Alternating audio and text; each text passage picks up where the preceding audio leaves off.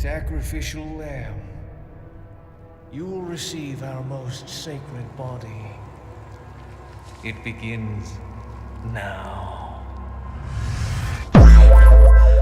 I wake up quickly and realize my jacket has been taken yet again, revealing my gorgeous body, which apparently is chained up against that of Hada, who finally helped me feel just how well her top surgery went. I knew it was useless to get information out of her, so I focus on escaping ASAP. Well, in the process, Hada correctly guesses that my immediate goal is reconnecting with Ashleigh to out her father's crimes to the world. She let slip that she heard of a girl being taken to a church in the village. If I know anything about Southerners, they only force people into church to make them convert to their religion, or else they'll act righteous and commit murder they can justify using God. This meant I had to get to her fast. Moving her. She doesn't know much, but Where? she's indeed inside of an old church. So it looks like that's where I'm heading now. I get us down from the ceiling and save Hada from getting secondary top surgery. Me and Hada decide this is the best time and decide to tag team a dude together. Old times. Well, apparently he ain't about that life, and a little bit of choking gets him down real quick.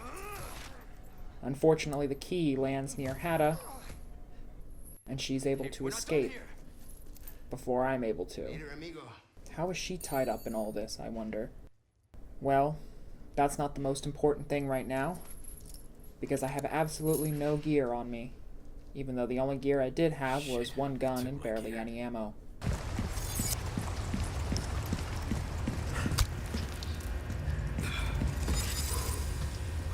I suffer death too quickly, as I tank a hit off my bras. I suffer death too quickly, as I take a hit off my bronze nips, and then get stuck in a bear trap, where the enemy waits right until I get out to strike. The second time goes well, as I take out the bear trap before booking it to my gear. Thank goodness my communication device is invisible, otherwise they'd have taken that too. When I get my gear back, I notice an oddly shaped grenade in my inventory. I dare not say the name of the company who owns this device. They might sue me for not paying them a year's worth of salary, just to mention an IP they own. I would say this being here gives cause for the villagers to have understood my Japanese, but it's more likely that they know this brand from Bestiality Rule 34. Before I can think about how much of that exists in the world, another familiar face steps in to help out. My gun-toting Cockney friend gives a new way to tune up my degrading arsenal. But first, I realize just how poor the stats are on the Handcannon here, so I start playing with it using the Advanced Weapon Framework mod. It's daunting at first, but really interesting when you get into it. Although I haven't changed anything just yet, I will eventually. In hindsight, this does not affect the game much at all, but I'll explain later. Right now, I had a request to complete. Realizing that rats were not true enemies, I had no qualms about using a knife on them instead of my gun. I had difficulties doing so, but no qualms.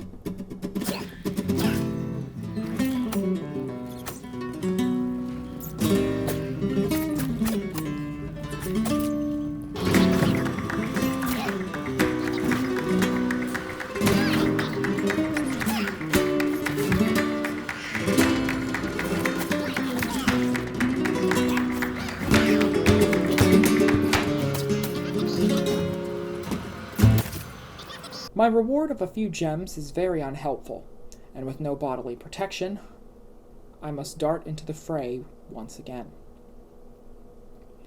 After dodging some enemies and fruitlessly trying to bait them into an explosion, I book it out, nailing a penetration shot on an enemy, and a barrel, without injuring the enemy between them at all. I can't worry about that, as the rural side of Texas starts hunting me in numbers, and I'm suddenly busier than a one-legged man in an ass-kicking contest. Unfortunately, I became a no-legged man, as I'm double-tapped by dynamite in the lamest way possible.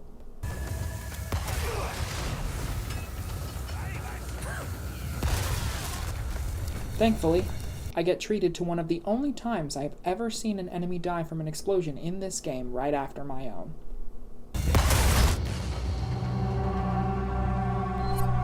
I start my second attempt by picking up handgun ammo, as is tradition for runs where I need magnum ammo.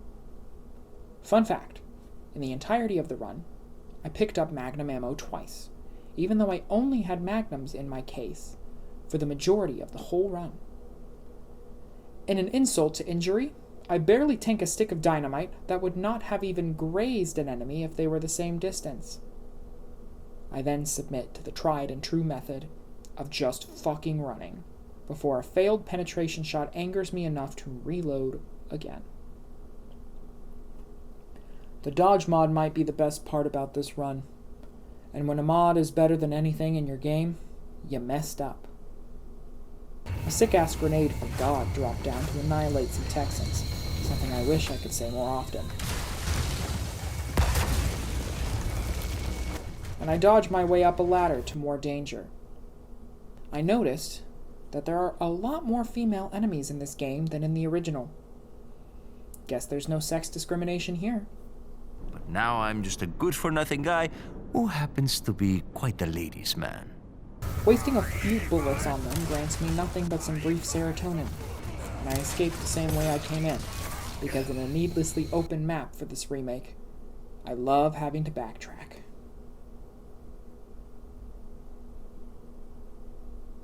Before moving on, I decided to equip myself with a handgun, which I only use on floating lanterns and treasures. I am immediately thanked for this decision with some handgun ammo for it. Yay. Resisting the urge to use it on myself instead, I tread deeper into enemy territory for any sign of Ashleigh.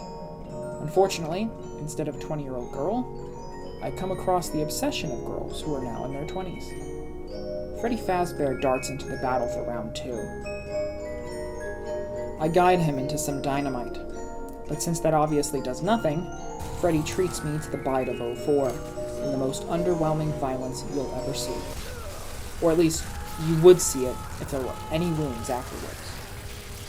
FNAF is more visceral than this. However, the game does make it up to me with a very cinematic escape. With my escape, I show him what truly has bite, and put him down on his knees like a real hort.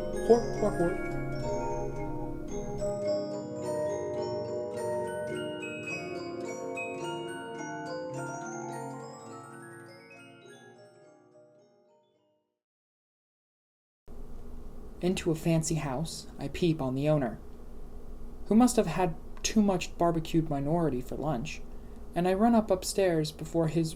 What? Ugh. I must have been typing for too long when I wrote this one. Into a fancy house I go. I peep on the owner, who must have had too much barbecued minority for lunch, and I run upstairs before his runs do too. But since he sees me when I'm awake, Santa comes in and knocks my ass down. But he sees something in me as well. Apparently, he did give me a present, and it was somewhere inside me. Has accepted the gift. And he did the same thing with my mom when I was younger, and I saw him doing a lot more than kissing her. I never learned what she did with that present. She grew bigger, but we never had anyone else join the household. Repressed trauma aside, Santa left the room without causing much more trouble. I'm not sure why, but whatever he saw in me must have put him off. My guess can only be that the person who saved me didn't use a handcannon, which Santa deemed as a naughty boy. My blood? I went to chase after them, but upon hearing a whine outside, I was sidetracked as well. Investigating it, I see a helpless animal needing rescue. A donkey? A familiar one, too. He even spoke to me, and said he was escaping some sort of monster in the swamp, and only a plate of waffles would help him now. I free the poor creature and celebrate doing a victory dance. The only way forward was back, and I found myself back in the village square. which was normal until it wasn't. Thankfully, I had some knowledge of this area and some footage I lost, so finding an alternate route was a cinch, even sneaking behind this lady with the worst peripheral vision ever. Actually, no, this guy has the worst vision ever.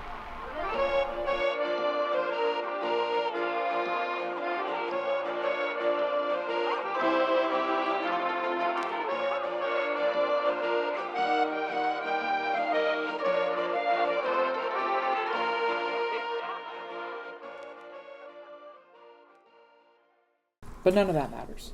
I finally made it into the church, and I knew Ashleigh was within. I could feel her sonic screeching in my bones, and I would get her out as soon as possible.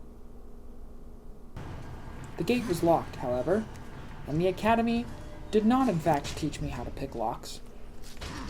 I was stumped. In order to plan my next move, I defiled some tombstones, which made people very angry for some reason, and I ran away, like the tough guy I am. But blocking my path was a new enemy. I wasn't sure who they were until they launched Molotov cocktails at me that smelled like pure vodka. Amongst the Southerners were Russians. But what would possess Southerners to get so close with the Russian population? I thought they hated foreigners. What would have brought these two hateful parties like that together? Regardless, it was time to get on the defensive, because with a dozen enemies and 4 bullets, I had to be tactful. It was here I made an executive decision. A non-handcannon weapon can be used on inanimate objects that help me in battle, in this case explosive barrels. I'm glad I made this decision early on, seeing as though ammo was very regularly a problem until around halfway through. I say hasta luego, or I guess dos vidania, to the enemies, and do my best to chain them together, and dodge the rest to get away. The openings I made to counterattack were so tantalizing, but I couldn't take them. I had to stay loyal to the gun that's gotten me through everything up until now. I made it through with very few scratches on my gorgeous, sweaty bod. As I took aim at a medallion above, I was greeted with the unjolliest revelation. They didn't just get Santa. They got his reindeer, too. While I thought I had seen some in the village earlier, I forgot to record and realized later and had to go back and rush through that part. Even though I avoid Dasher, Dancer, and Prancer, Vixen and Comet got a couple shots in. I couldn't bring myself to taking the shot, so I ran and took refuge in a dock area, where my friend with a suspicious number of weapons had now opened a gun range, and it was time to gain a huge advantage over the competition. It seems the mercantile man heard of my exploits previously and brought back an old enemy for me to conquer. The pirates. These targets, stationary as they may be, served as a reminder of the horrors I was fighting against. Parasites and giant monsters, meaning Karens and corporations, that is, who use their greed and oppression to get what they want, no matter how many people they put down in the process. Doing decently at the gun range, I'm able to claim some rewards. Which rewards, however? I had a couple in mind for my journey. I was using a charm overhaul mod which enhanced the effects of certain charms. The DLC charms were overpowered, however, and I did not use them. I did not need to, anyway, as I could get infinite ammo for my gun, if I wanted. However, I did not. I reset my rewards repeatedly until I obtained a couple charms that would massively help, and it just happened to take the form of my dearly departed Lewis. Even after death, he was still helping a bro out. My 3 charms for now were the Striker with running speed, a Karen for body armor repairs, which in hindsight was dumb for the moment, and Lewis, who guaranteed bonus magnum ammo. I was low, and 17 gunpowder is a lot to ask for some ammo. So I took Lewis and crafted 5 bullets total. The bonus gave 2 bullets. The woman was too stunned to speak here. But it was the hand I'd been dealt, and since my friend still doesn't sell ammo, must be hard to import that now, I had 7 bullets to my name. I had finally found the lake, the area talked about so much by the villagers, and subsequently the worst part of the adventure. I did not have a difficult time. I simply loathe the semi-open area aspect of this game. It feels like it halts all my progression in rescuing Ashleigh. I take a gander at the lake itself, and watch as the Southerners dump the body of the European, or South American, I guess, officer in it. It doesn't stay up long, as a flash of something big takes him underneath, and neither one comes back up. For some reason I clutched my grenades, as I had a feeling they would be useful in catching this beast. Nevertheless, I couldn't explore the lake without a convoluted way of getting gas, and my bridge to nowhere collapses immediately. The bog here had crudely shaped structures for fishing, until they realized all that was here was snakes, and they went under pretty quickly. The local police force pursued me, and I lined up a decent shot on multiple enemies for once. I get tired of this woman screaming about eating her asshole.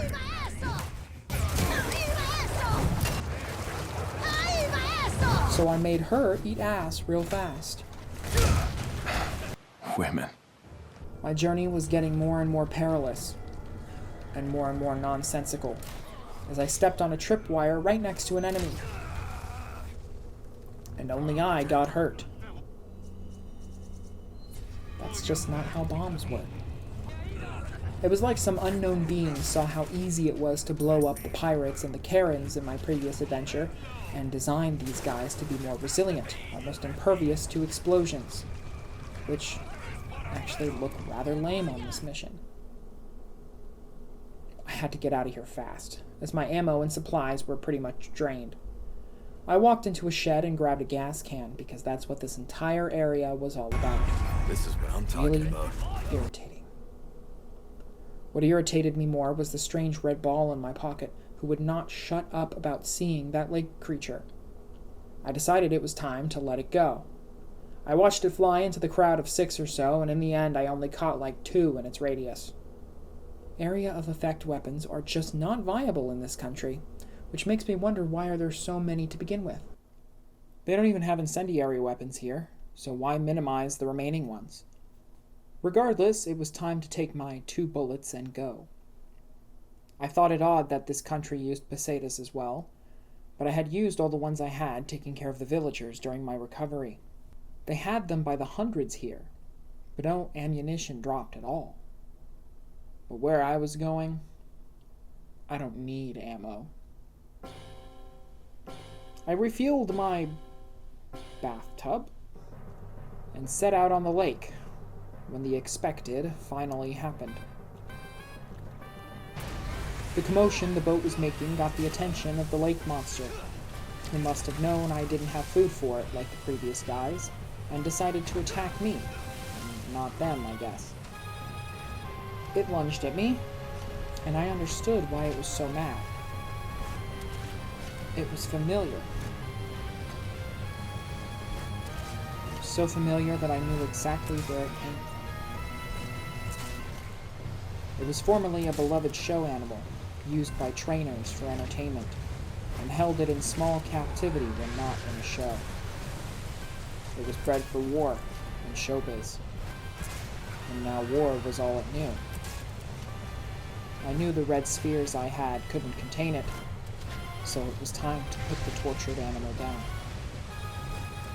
I had heard that one day, a show whale killed its trainer just to be released into the wild, but most animals bred in captivity wouldn't survive in the wild, and more importantly, wouldn't make water entertainment facilities any money. He just wanted to see the world. But all he saw was the inside of a tank.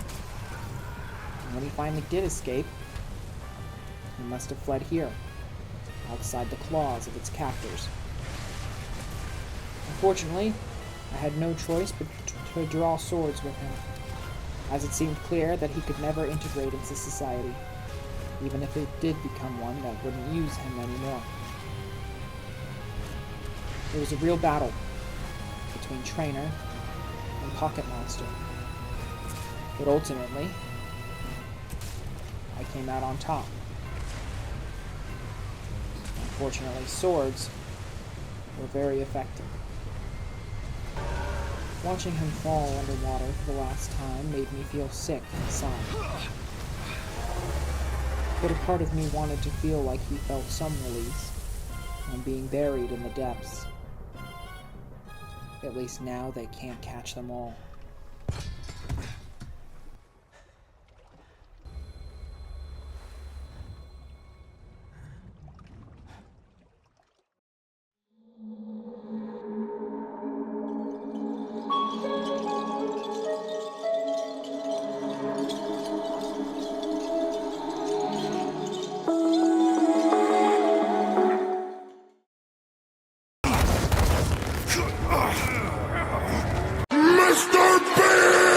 No fucking way.